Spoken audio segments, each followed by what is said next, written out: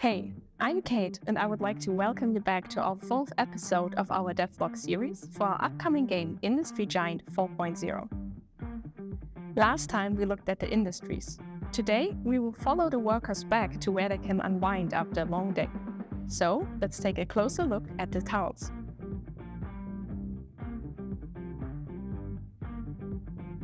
Factories don't produce money just by themselves.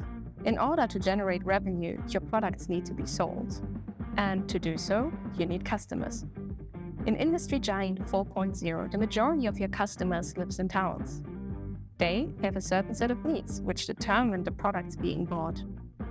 Once the product's need is sufficiently supplied, the town will grow and increase its needs.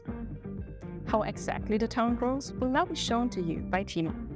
Hello, and thank you for joining me again for another tech devlog. Today, I'm excited to show you our town growth systems. When stores are supplied with products that fit the town needs, building and town supply level will increase and the town will grow. The building supply level determines each of the building's individual level. Each level has increased demands that need to be fulfilled in order to increase the building supply level. After a set amount of level ups in one tier, the building will try to upgrade to the next tier. When upgrading, the building will try to replace itself, but is allowed to deconstruct buildings of a lower tier if necessary.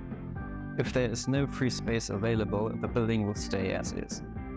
If buildings get replaced, they may be lost temporarily, but the town has its own town size parameter it will always try to stay at, meaning it will try to replace lost buildings as soon as possible. The town size acts as the town's level and will increase as the overall supply level increases. If the town size is below the target size, the town will attempt to grow. This is done by either claiming roads and zones or generating roads and buildings. First, the town will try to place town buildings.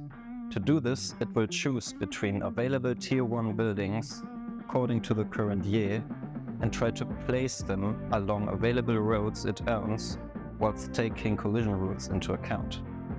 If no roads with free spaces are available, it will look for a new road to claim inside its zone that is not already claimed, turning it into a city road. Otherwise, there will be attempts to generate new roads. As we are not using a grid system for Industry Giant 4.0, we opted into utilizing a tensor field to generate our town roads. Simply said, a tensor field is a collection of directions which get weaker by distance.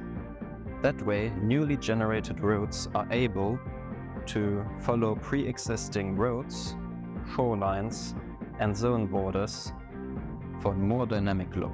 Finally, if the town fails all those generation steps, it will try to claim an adjacent zone to generate and build in.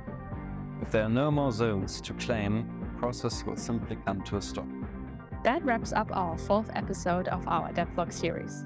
Remember to follow us on social media if you want to keep up with the latest news regarding Industry Giant 4.0. And don't forget to wishlist the game on Steam. See you soon.